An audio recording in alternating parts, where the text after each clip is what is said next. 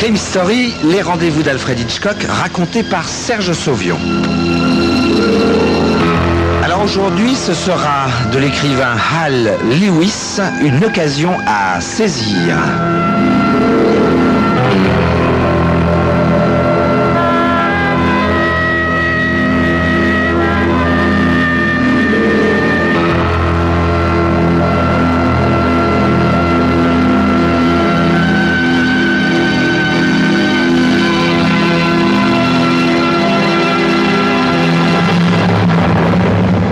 Les pratiques douteuses et peu scrupuleuses, Frank Colby y est habitué.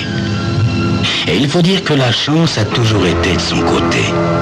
Il faut dire aussi que jamais dans sa carrière d'avocat, il n'a rien fait de vraiment criminel. Jusqu'à la semaine dernière. Jusqu'à ce qu'il se trouve impliqué dans une affaire de corruption de jurés. Il croyait pourtant avoir agi comme toujours avec la plus grande discrétion, mais Dieu sait comment, le Conseil de l'Ordre des avocats a eu vent de la chose et semble bien décidé à faire ouvrir une enquête. Alors, depuis une semaine, c'est à peine si Frank Colby peut encore fermer l'œil la nuit. Et le jour, la pensée qu'un témoin peut décider de sa ruine le rend moitié fou de rage. En fait, ce qu'il met dans un tel état de fureur, c'est qu'il soit complètement impuissant face à la situation. En désespoir de cause, il a bien songé à acheter le témoin, quitte à y laisser sa chemise, mais un quart d'heure lui a suffi pour s'apercevoir que le compte en banque du témoin en question, Harry Mansfield, un promoteur immobilier, était au bas mot 200 fois supérieur au sien. Alors il attend. Il se ronge les sangs et il attend. À la maison, c'est à peine s'il desserre les lèvres. D'un côté, ça n'est pas très gênant. Dorothy, sa femme, a toujours eu de la conversation pour deux. Mais dans l'état de tension où il se trouve, Frank a le plus grand mal à supporter ce perpétuel moulin à parole, d'autant plus que la voix de Dorothy n'est pas précisément douce et musicale. Bien au contraire.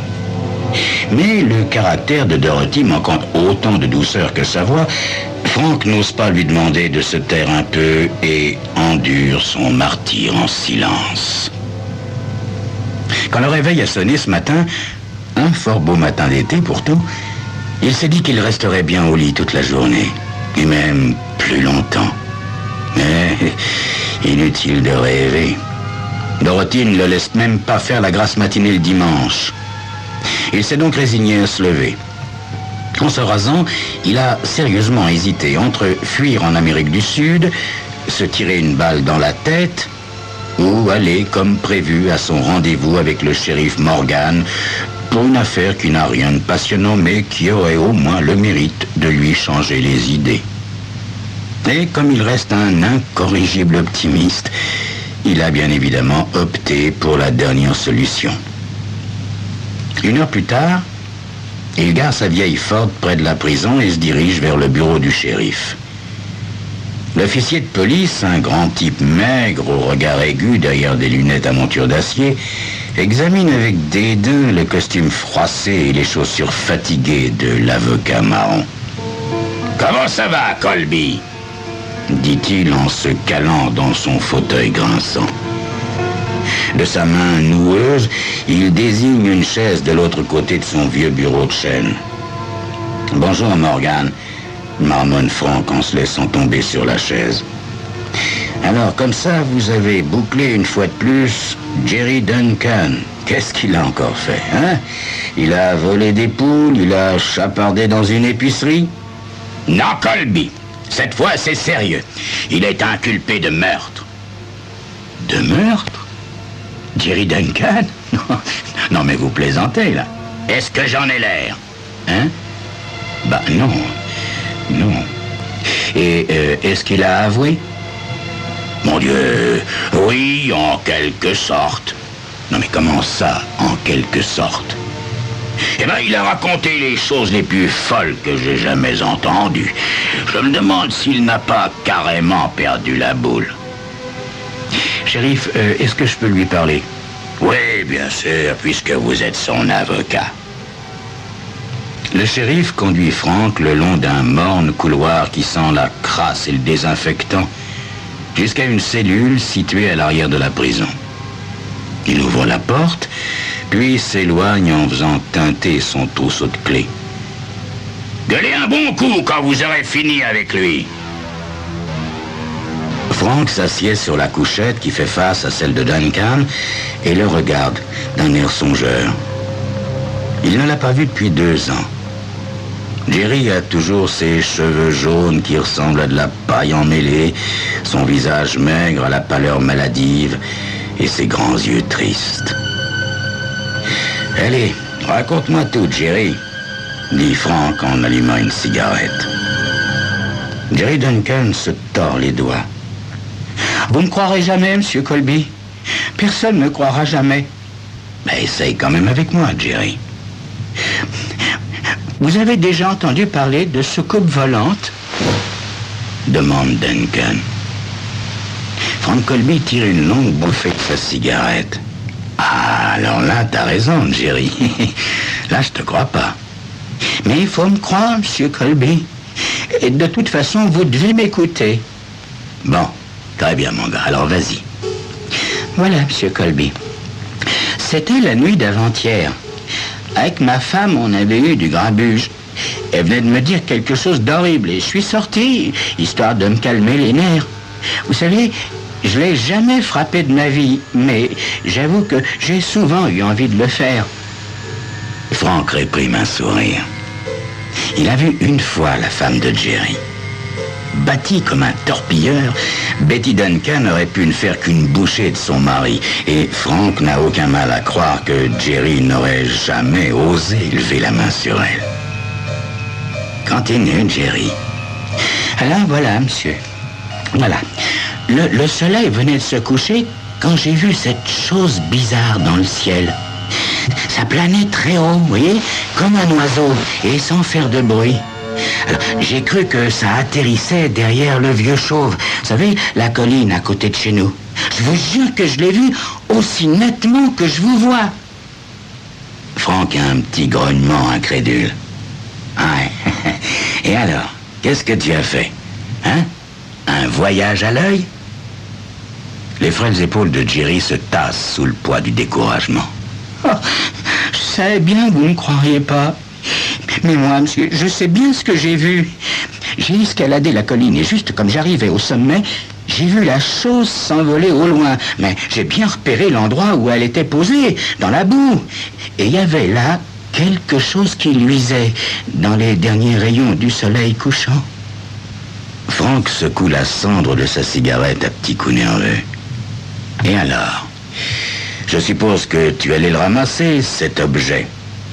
Mais qu'est-ce que cette histoire à dormir debout a à voir avec ton inculpation de meurtre? J'y arrive, Monsieur Colby, j'y arrive. Si vous voulez bien m'écouter jusqu'au bout. Très bien, Jerry, très bien. Je ne t'interromprai plus, c'est promis. Bon. Alors, je suis descendu dans le trou et j'ai pris la chose dans ma main. Vous voyez, d'abord, j'ai cru que c'était un jouet. Vous savez, comme ce qu'on donne aux gosses à Noël. Ça ressemblait à un de ces fusils à rayons de la mort, comme ils disent. Vous savez, le genre de fusil avec lesquels s'amusent les mômes quand ils jouent aux martiens. Oui. Et c'était un truc comme ça? Ben, c'est ce que j'ai cru au début. Mais maintenant, je crois que c'est tombé de la soucoupe volante. Ah. Et comment le sais-tu? Eh ben, je l'ai ramené à la maison, voyez. Je pensais l'offrir à mes neveux. Vous savez, Betty et moi, on n'a pas eu d'enfants, hein. Alors, donc, j'ai ramené la chose à la maison et j'avais même pas refermé la porte que Betty s'est remise à masticoter, à faire un tas d'histoires parce que j'avais été me balader dans les collines au lieu de faire la vaisselle. Elle m'a traité de tous les noms et elle s'est mise à hurler si fort que je me suis énervé. Ah. Et qu'est-il arrivé? Eh ben, j'ai commencé à brailler, moi aussi. Et puis, je l'ai visé avec cette chose-là, en lui disant « Ah, si c'était un vrai fusil, je te tuerais tout net. » Et j'ai appuyé sur la détente. Frank se lève et se penche vers Jerry Duncan.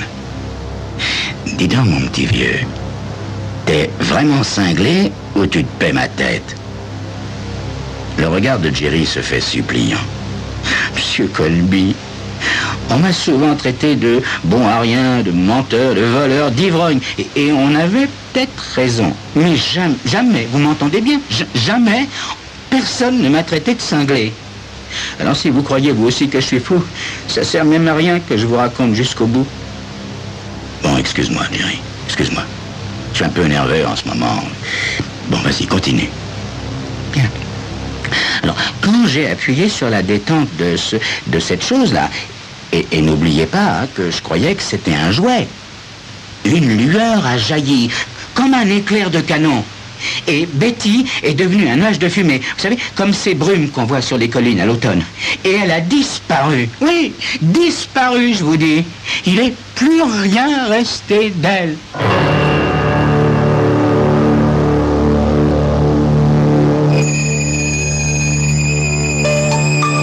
Sans doute pensez-vous, comme Frank Colby, que c'est une histoire à dormir debout. Mais est-ce bien sûr? C'est ce que vous saurez dans quelques instants.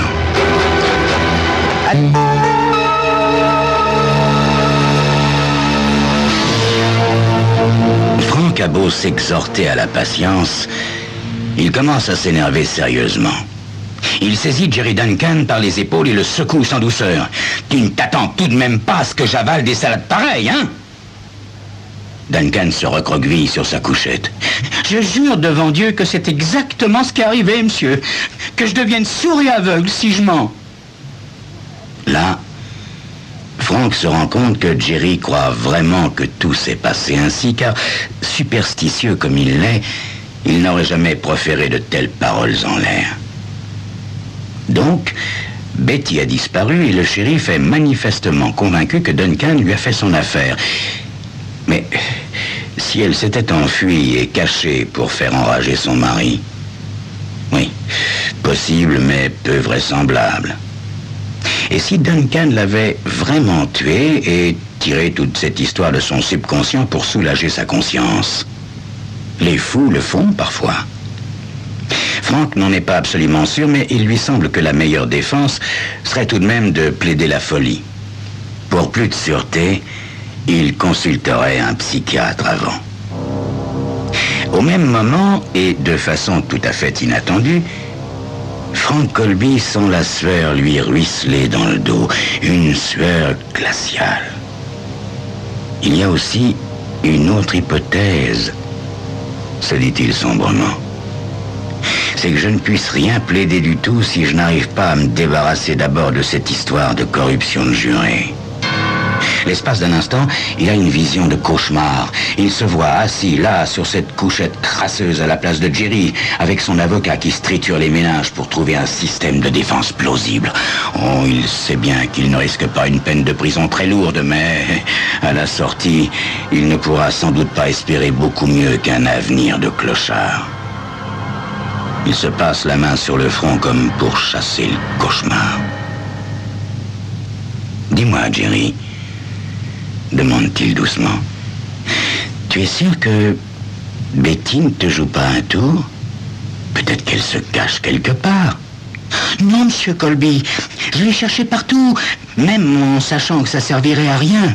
Non, comme je vous l'ai dit, elle était là 1 minute plus tôt, en chair et en os, et à la minute d'après, elle s'était évaporée dans l'air. Volatilisée, quoi. Il faut que vous me tiriez de là, monsieur Colby. Betty est une Greenfield, et les Greenfields sont une drôle de tribu. Quand ils apprendront ce qui s'est passé, ils viendront sûrement me lyncher. Frank hoche la tête, puis demande, « Et, dis-moi, qu'est-ce que tu as fait de l'arme du crime? » « Je l'ai cachée au creux d'un arbre, derrière le poulailler. Oh, monsieur, si vous la trouvez, vous croyez que vous pourrez expliquer les choses au juge et me sortir de là? Ce serait peut-être une bonne idée, non? » Peut-être, Jerry, peut-être. En tout cas, je vais commencer par aller là-bas, tenter de voir ce qui est réellement arrivé. Une demi-heure plus tard, la vieille Ford de Frank s'engage sur la route sinueuse et défoncée qui coupe à travers les montagnes. La misérable ferme des Duncan est située au flanc de la colline pelée qui lui a valu son nom de Vieux Chauve. À l'approche de la voiture, une dizaine de poules efflanquées s'éparpillent dans tous les sens.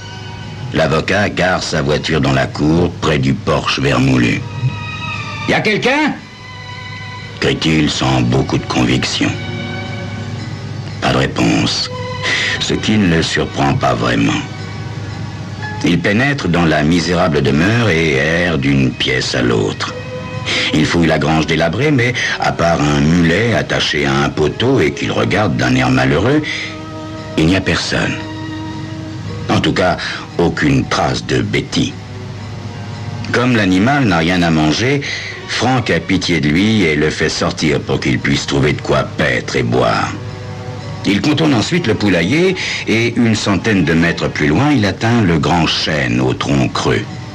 Avec beaucoup de précaution, il glisse la main dans la cavité et en ressort un objet étrange. C'est bien ce que je pensais, se dit-il. Un jouet. Un gosse a dû le perdre et Jerry l'aura trouvé. Puis, après le choc que lui a causé le meurtre de sa femme, il a imaginé ce conte de fées pour donner une explication rationnelle à son acte. Oui, il va décidément falloir que je consulte un psychiatre à ce sujet. Frank est encore plongé dans ses réflexions quand il voit une forme sombre, grise et blanche, avec d'énormes oreilles sortir des fourrés à quelques mètres de là. Avec un grognement effrayant, les crocs menaçants, la forme s'approche de l'avocat qui tremble comme une feuille. S'il est une chose que Frank redoute par-dessus tout, c'est bien un chien méchant. Mais s'il avait su que Jerry en avait un, il ne se serait jamais aventuré jusque-là. Comme sa corpulence l'empêche de s'enfuir en courant, Frank s'adosse à l'arbre en proie à une folle terreur. Et le chien avance, menaçant, les babines retroussées en un rictus sauvage. Frank essaie désespérément de dominer sa frayeur et d'avoir un comportement courageux. Il a lu quelque part que rien n'excitait davantage un chien enragé que de sentir la peur chez l'homme. Il sait que sa voix sera chevrotante, mais il se lance bravement. « Gentil, gentil le chien, gentil toutou !» Le résultat est décevant pour ne pas dire catastrophique. Le chien commence par ignorer superbement les avances de Frank, puis paraît plus féroce encore. Sentant qu'il n'arriverait à rien par la douceur, Frank essaie d'effrayer l'animal. Braquant l'arme en direction du chien, il se met à hurler « Va-t'en, sale bête, d'où je te tue !» Le chien n'est pas intimidé le moins du monde. Il approche encore, toujours plus près. Frank se plaque contre le chêne et son doigt tremblant appuie involontairement sur la détente. Alors, à sa grande surprise, un éclair aveuglant jaillit du canon. Comme s'il s'était soudain figé, le chien se raidit puis se transforme en un nuage de fumée qui se dissipe très vite. Bon sang! S'exclame Frank. Jerry a dit la vérité. C'est incroyable, mais il a dit la vérité. Pendant un long moment, il reste là, contemplant l'arme dans sa main. La terreur et la stupéfaction s'effacent peu à peu de son visage pour faire place à l'incrédulité. Puis, son incrédulité se transforme en une certitude et un lent sourire rusé se dessine sur ses lèvres. Il se laisse tomber au pied du chêne avec un soupir de délicieux bien-être.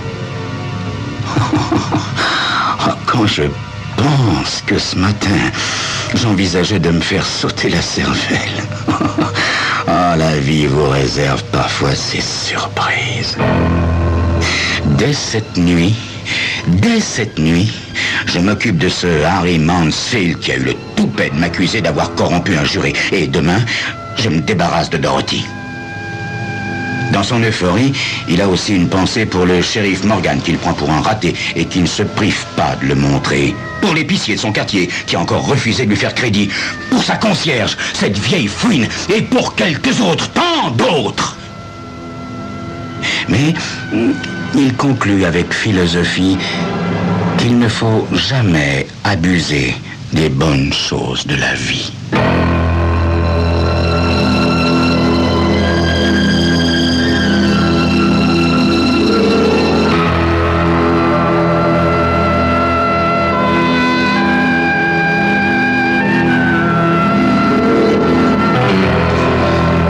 Voilà, c'était Crime Story, les rendez-vous d'Alfred Hitchcock racontés par Serge Sauvion et aujourd'hui de l'écrivain Hal Lewis. Une occasion à saisir chaque mois. Vous pouvez découvrir de nouvelles histoires à suspense. Elles sont évidemment dans la revue Hitchcock Magazine.